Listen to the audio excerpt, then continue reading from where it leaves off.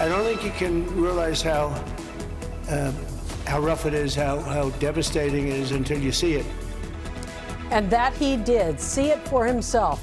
President Trump on the ground and in the air today here in L.A., surveying our wildfire disaster for himself. His message to homeowners in the burn zones and for lawmakers, they need to work first to clean up and then to rebuild. Good evening, everyone. I'm Colleen Williams. And I'm Kathy Varr. We'll have much more on President Trump's visit shortly. But first, it is the final hours before the first rain of the season. Much needed, but with it comes a threat of flooding and mudslides. Here's a live look from our 4 cameras across the region on what is turning out to be a beautiful Friday night. Right now, meteorologist David Bigger is here with a look at the timing of the rain and the flood watch now in effect. David. And Colleen, it is a beautiful night out there. We just have some increase in clouds right now, and we actually should stay dry for much of the start of Saturday before we start to get some showers as we get into the afternoon and evening. Most of those showers will be on the light side. As we get into Sunday, the shower activity will start to increase. Some of these, though, may be on the heavier side. And the same goes for Monday. We'll still have some showers out there. Again, some of them may be on the heavier side. That is why there's a flood watch up for part of our area, mainly covering some of our burn scars, including especially the Hughes fire burn scar and the Eden fire burn scar. This goes into effect 4 p.m. on Sunday through 4 p.m. on Monday. We'll definitely have some runoff coming off of some of our burn scars with the rain, but there is the slight possibility that we could get some mudslides or debris flows if a heavier shower moves over some of these areas. So when all of this is all said and done, we'll pick up about ½ an inch of rain to 3/4 of an inch of rain across the region, but closer to the mountains, including some of our burn scars, we may pick up to as much as 1.5 inches of rain. But remember, this will be spread out over a period of time, so it's not going to be all at once. And we'll also be getting snow above about 4,000 feet. And that is why we actually have a winter storm warning up for some of the mountains and a winter weather advisory for the LA and Ventura County mountains. This goes into effect late tomorrow all the way through Monday. We could see as much as 12 inches of snow or more at some of the resorts. I'll have details on the rain and snow coming up in just a couple of minutes. I'll send it back over to you. All right, David, thank you for that. Tonight, President Trump boarded Air Force One at LAX for a short trip to Las Vegas.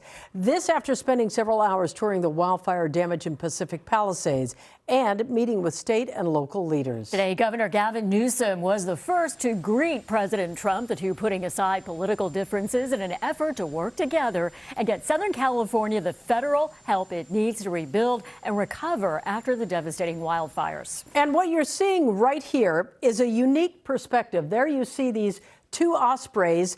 They were all part of President Trump's detail as the president and the first lady took a helicopter ride over Pacific Palisades to view the destruction there firsthand. That's where we find NBC4's Robert Kovacic tonight with more on the visit and his meetings with the fire victims and leaders today. Robert. Colleen and Kathy, when it comes to that visit, it comes just days after the inauguration. President Trump arriving here and proclaiming there can be no golden age without the Golden State. Here in the Pacific Palisades, it is paradise lost. But some residents making it very clear today they are ready to rebuild. But when it comes to that, the question is the leader of Los Angeles and the leader of the nation on the same page. President Trump's view of the Palisades from overhead surprised even him. I don't think you can realize how rough it is, how devastating it is until you see it. I didn't realize. I mean, I saw a lot of bad things on television. It is devastation. It's incredible. It's really an incineration. On the ground, the president and first lady met with families who once lived in homes that are no more. The fire department's been amazing, but they need more resources. In order for us to build back, we need better infrastructure. We need to make sure this never happens. The president then vowed it's time to start rebuilding. So we're waiving the federal permits. Either waive them or give them to you so rapidly it's going to be essentially the same thing, but we're going to try and just waive them, and we'll rely on the local. We want you to be back in your homes immediately. But the people are willing to clean out their own debris. It doesn't cost a lot. Yes, and they can. You should let them do it, because by the time you hire contractors, contractors, it's going to be 2 years. We are going to do everything we can, slashing regulations, expediting everything so that people can begin the process right away. If you're telling us now faster, I mean, all of our lives, rents, all this stuff is weighing on this. Frustrated residents say they were told the hazardous lots must first be cleared, and that will take... Everybody said 18 months. You said 18 months. You said 18 months. President Trump asking local officials to follow his lead. The local, I hope, is going to do the same exact thing. They're literally ready to start right away tonight. So if you could do almost the same thing or the same thing would be great. For a building permit, you're going to have to, check things out a little bit. A lot of them, every single one of them said they're going to rebuild. I didn't have one person say they're selling or they're leaving or they're disgusted. They love their community. There was immediate reaction tonight to the president's visit from our two senators. They released a joint statement reading in part, "We are grateful to President Trump for coming to California, while his continued comments threatening conditions on federal aid and to eliminate FEMA are deeply concerning. We remain hopeful the visit moves the president and Congress closer to focus on relief over partisanship." Now, the president did not visit Altadena, and the area is devastated by the Eaton fire. Pasadena's mayor, Victor Gordo, telling NBC4 he is disappointed by that decision. We are live tonight here in the Pacific Palisades. I'm Robert Kovacic. Colleen? And Robert, in fact, tonight some Altadena residents are upset that President Trump did not tour the damage from the Eaton fire. President Trump did not fly over Altadena to view that damage. Supervisor Catherine Barger and Representative Judy Chu reminded him of the destruction there. The Eaton fire killed 17 people, wiped out or damaged more than 11,000 structures and homes. Tonight, people impacted by that fire say the president should have visited them as well. It doesn't really surprise me. I didn't have any hopes to begin with. But the fact that he didn't even come to Altadena where the people really need it is just not surprising to me. So I don't have much faith or hope in the people of Altadena getting the help they need. Meantime, an effort is now underway to get Altadena ready for this weekend storm and to get all neighborhoods protected.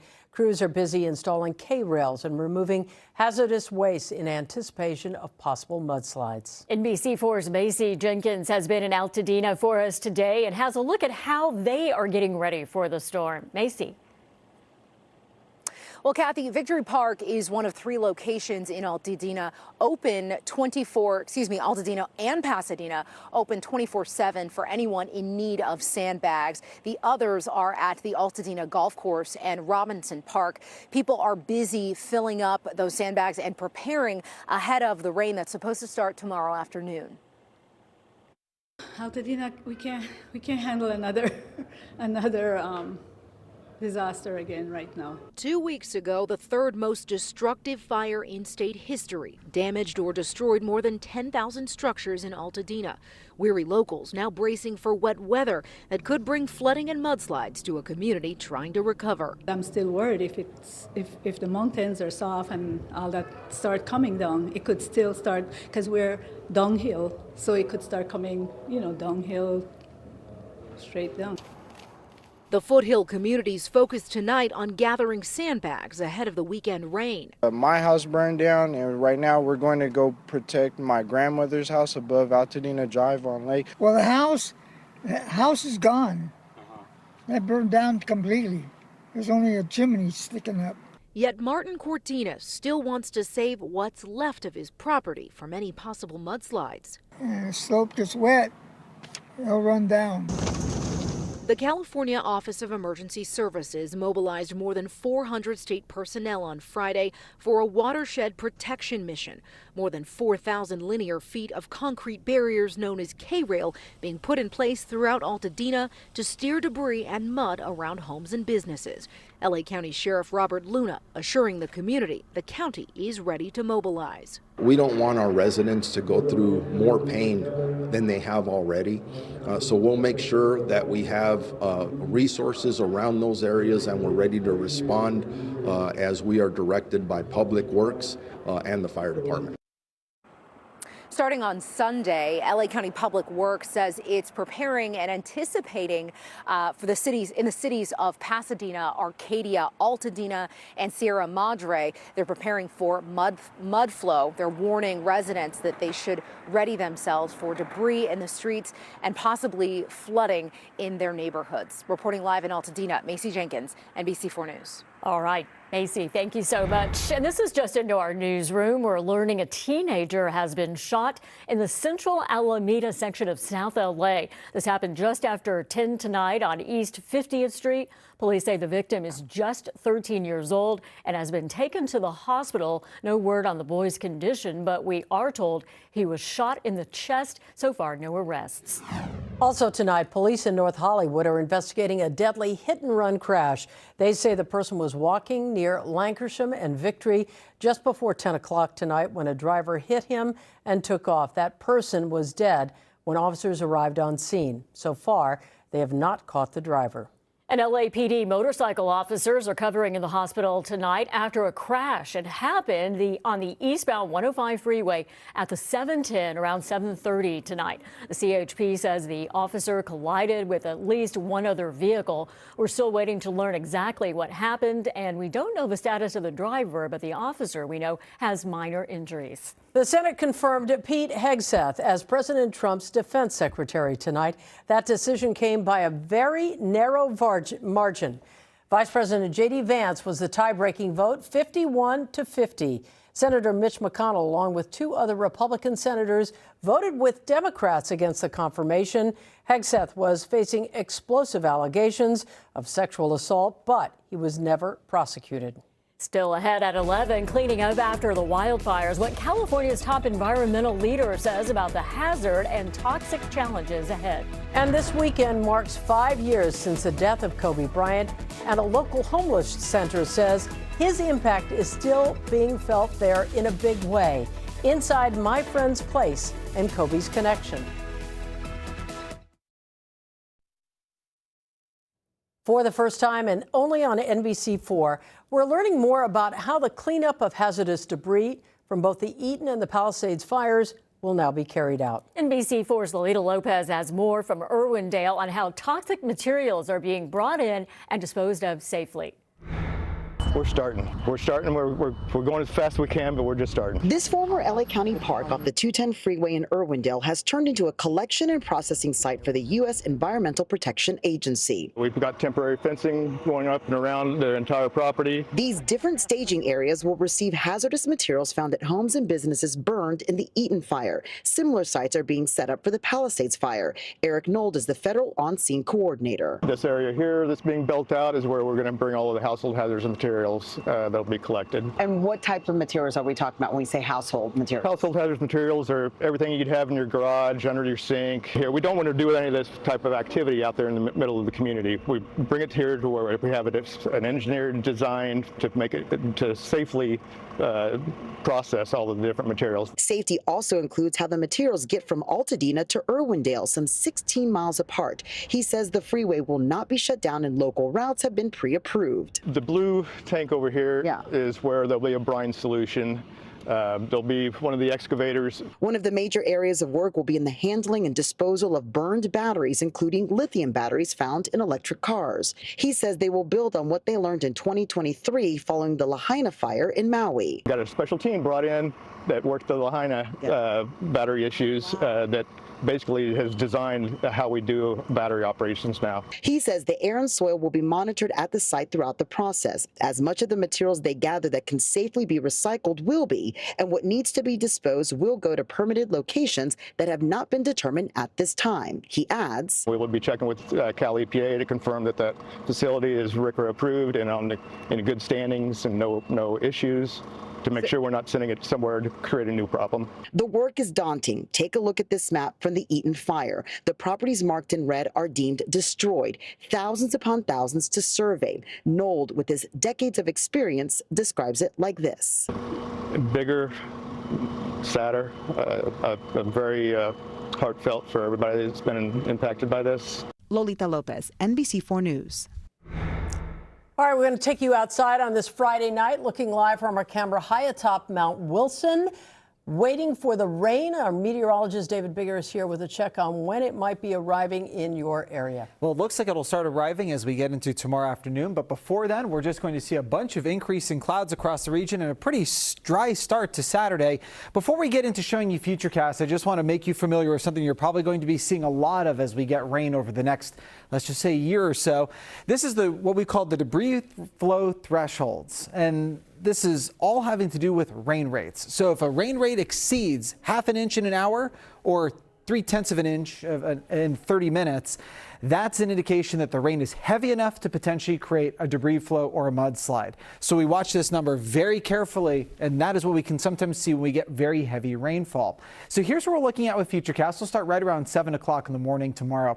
You'll notice it's pretty dry out there. Just a lot of clouds increasing across the region. And the atmosphere is so dry right now, all the way into the early morning hours for tomorrow, that we probably won't get any rain coming out of the clouds until we get into the afternoon. It may look like it wants to rain during the morning. It just won't be able to. By the time we get to noon, this is kind of what we're looking at. It's just a little tiny green speck or two. It's light rainfall, and as we go through the day, you'll see more and more of these popping up. But notice the color on Futurecast. It's a lot of this bright green, and bright green is an indication of drizzle or light rainfall. All these showers, very small, pretty quick moving, so it might be just enough to wet the ground before it moves on. As we go from Saturday into Sunday, though, we start to get a few changes.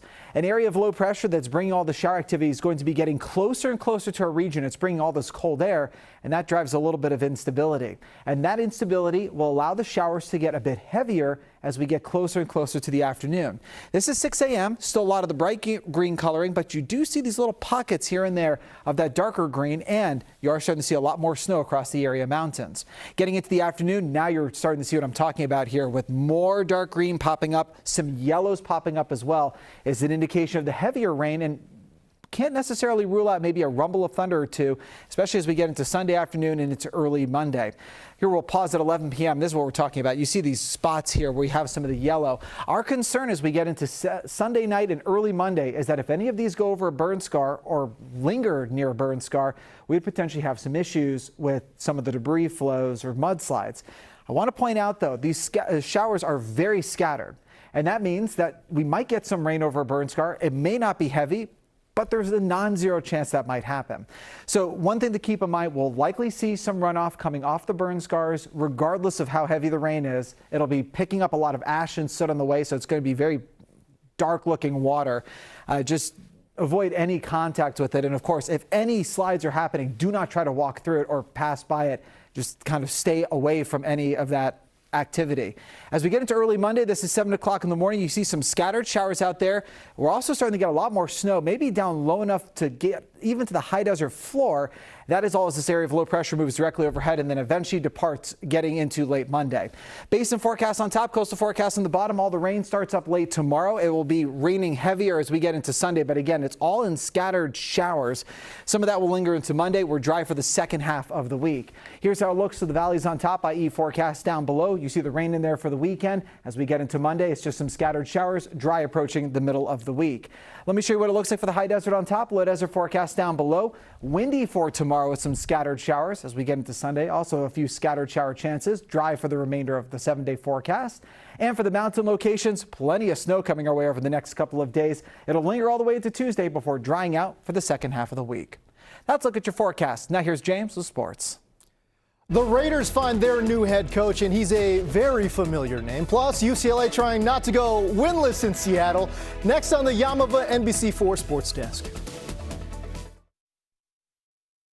This is the Yamava Sports Desk on NBC4.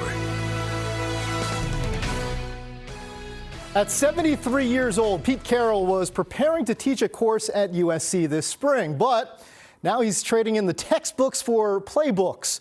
Carroll and the Raiders agreeing to a 3-year deal to become their new head coach.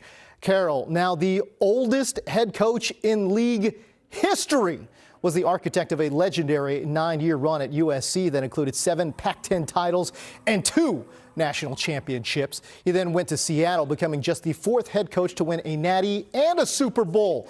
Fired by the Seahawks in 2023, Carroll is now back in the league and joining a stacked AFC West, a division featuring Andy Reid, Sean Payton, and Jim Harbaugh.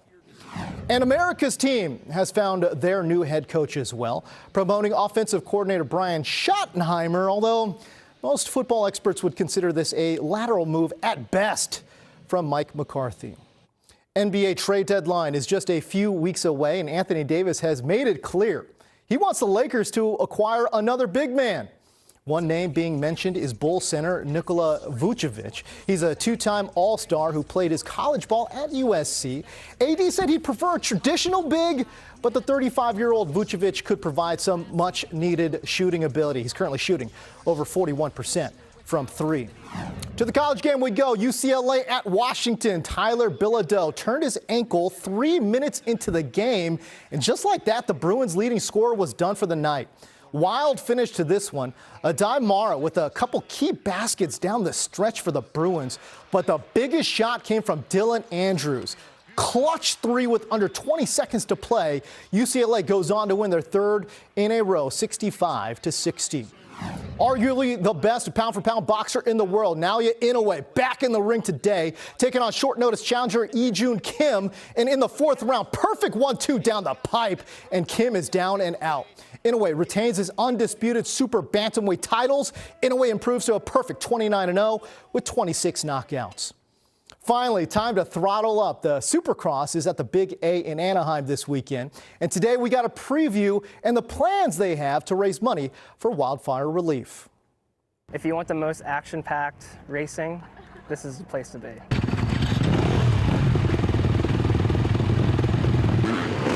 Bar banging action. It's very tight racing and very exciting to try to get around people, so it's fun to watch.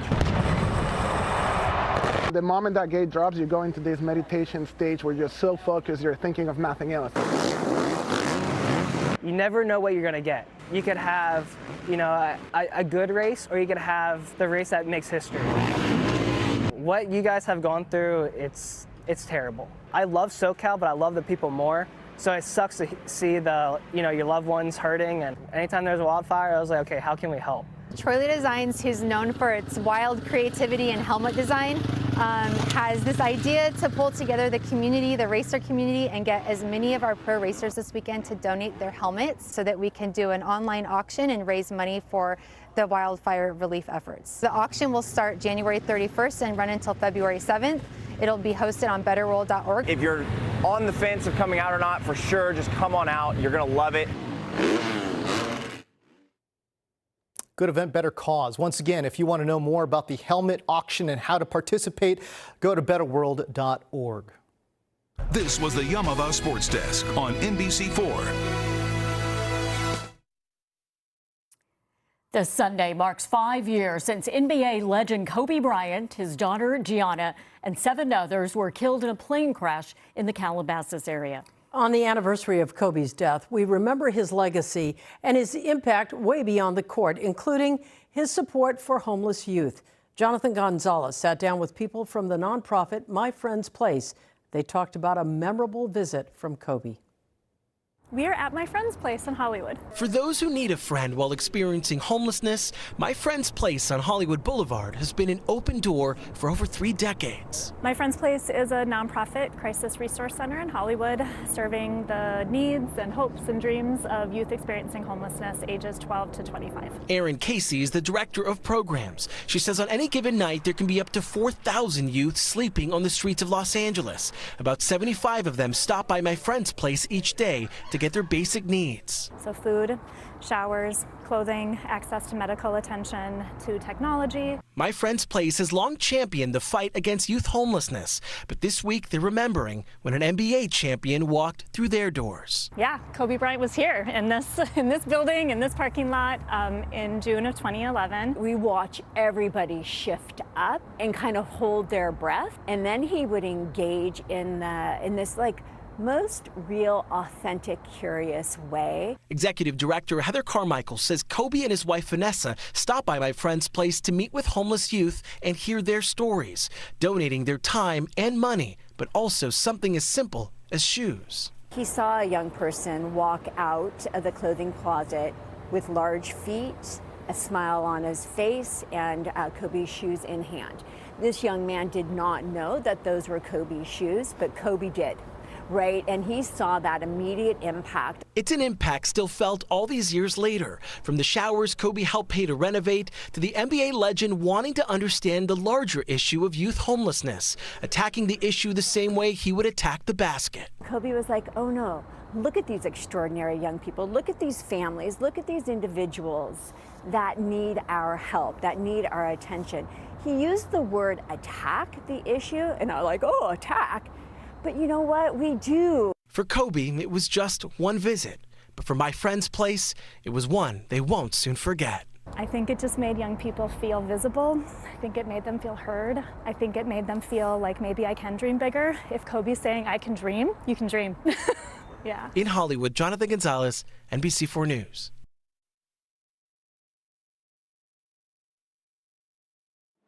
Dine LA Restaurant Week is back, and this time the event will benefit wildfire relief efforts. For each reservation at participating restaurants, LA Tourism and Bank of California will donate $5 to the American Red Cross. You can find a full list of LA restaurants on our website, nbcla.com. Want to get it all in. Yeah. Thanks for joining us at 11.